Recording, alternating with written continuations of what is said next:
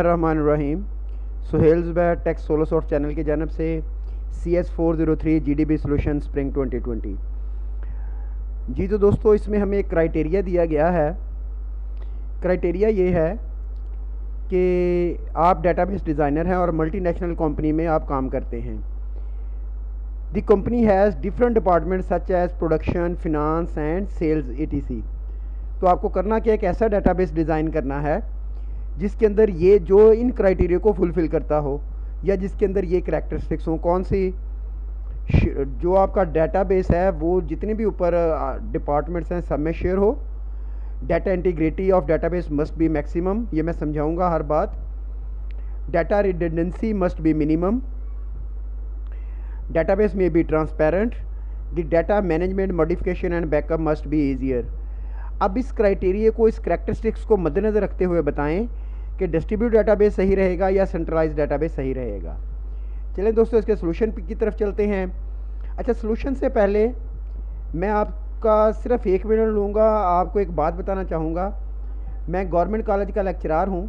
तो government of Punjab ने एक बहुत ज़बरदस्त इक़दाम किया है।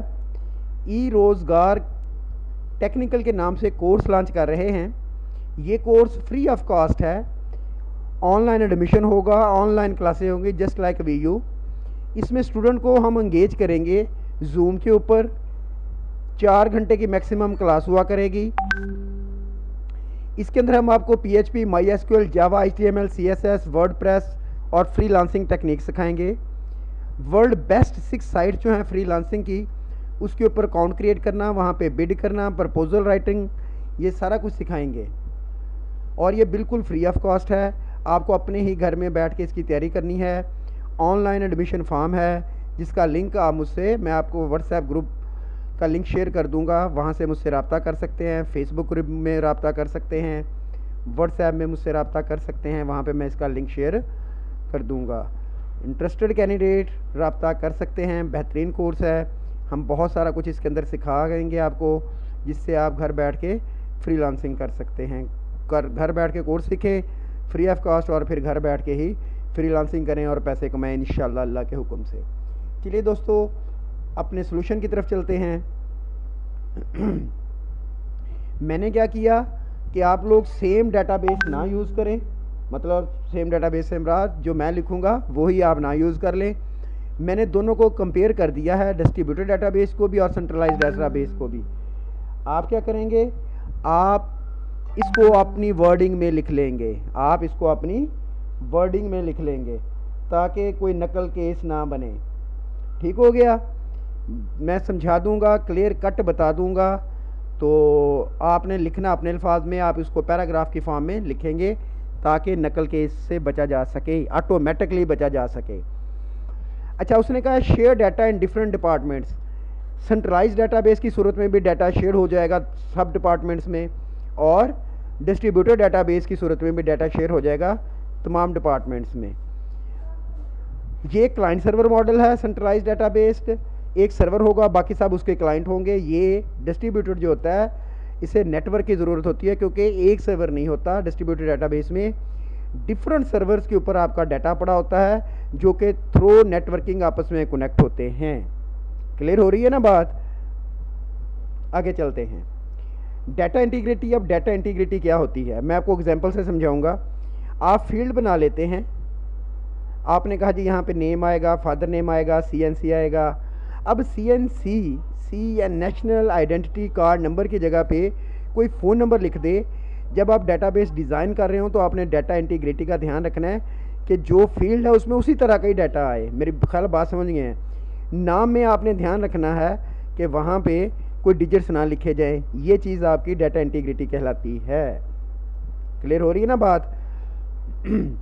तो जो डाटा इंटीग्रिटी है वो डिस्ट्रीब्यूटेड में अचीव करना मुश्किल होता है बानिस्बत के सेंट्रलाइज्ड में। Data redundancy should be minimum, अगला क्राइटेरिया हमारा ये था। अच्छा, डाटा रिडंडेंसी क्या होता है? Duplication of data. अब सेंट्रलाइज की सूरत में तो डाटा सिर्फ एक ही सर्वर पे पड़ा और एक ही है, जबकि डिस्ट्रीब्यूटेड में मैंने आपको बताया सर्वर मोर देन 1 होते हैं, 2, 3, 4 भी हो सकते हैं। तो सेम डाटा 4 डिफरेंट सर्वर पे पड़ा हुआ है। इसका मतलब है डाटा रिडंडेंसी मैक्सिमम होती है डिस्ट्रीब्यूटेड की सूरत में और मिनिमम होती है सेंट्रलाइज्ड की सूरत में। डाटा ट्रांसपेरेंसी क्या होती है? डाटा ट्रांसपेरेंसी ये होती है, चलें जी बात कर लेते हैं हम डिस्ट्रीब्यूटेड डाटा की सूरत में। डिस्ट्रीब्यूटेड डाटा की सूरत में डाटा ट्रांसपेरेंसी हासिल की जाती है, यूज़र किस मर्ज़ी जहाँ से मर्ज़ी लॉगिन हो जाए, जब वो डाटा एक्सेस करे उसे ना पता चले कि ये सर्वर ए से आ रहा है, सर्वर बी से आ रहा है, सर्वर सी से आ रहा है, उसे बस डाटा मिल रहा हो कि ऑथेंटिक सोर्स से डाटा आ रहा है, उसे नहीं पता कौन से सर्वर से आ रहा है। और डिस्ट्रीब्यूटेड डाटाबेस में ये चीज़ अचीव की जाती है, ये चीज़ अचीव की जाती है। और ये काफ़ी ह्यूज और टफ टास्क होता है डाटा ट्रांसपेरेंसी हासिल करना डिस्ट्रीब्यूटेड डाटाबेस की सूरत में। और सेंट्रलाइज्ड डाटाबेस की सूरत में ये कोई टफ टास्क नहीं है, एक ही सर्वर है, जब भी यूज़र एक्सेस करेगा तो उसको डाटा मिलेगा, आपको ये डिटेल हाइड करने की ज़रूरत नहीं पड़ती सेंट्रलाइज्ड की सूरत में।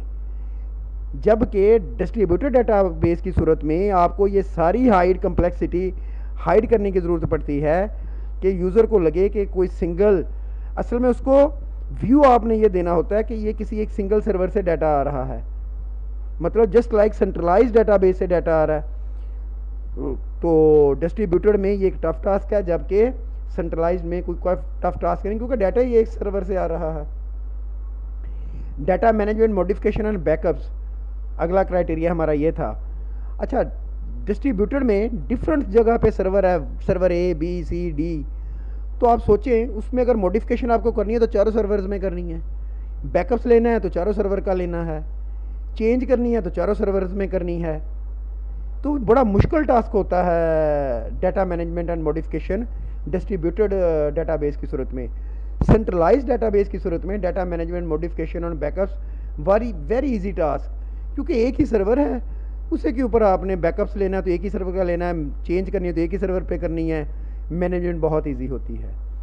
अब हमने क्राइटेरिया के अकॉर्डिंग दोनों को कंपेयर कर लिया, तो क्या बना जी? हाँ जी, बिल्कुल सही समझें आप।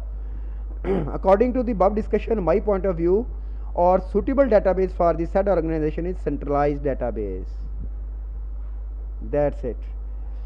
प्लीज़ आप अपनी वर्डिंग यूज़ कीजिएगा, इसको पैराग्राफ की सूरत में अब आपने लिखना है। मैं फ़ाइल अटैच कर दूंगा, फ़ाइल डिस्क्रिप्शन में मौजूद होगी, बट इसको अपनी वर्डिंग में लिखिएगा, अपने अल्फाज में लिखिएगा। मैंने हर चीज़ डिस्कस कर दी है।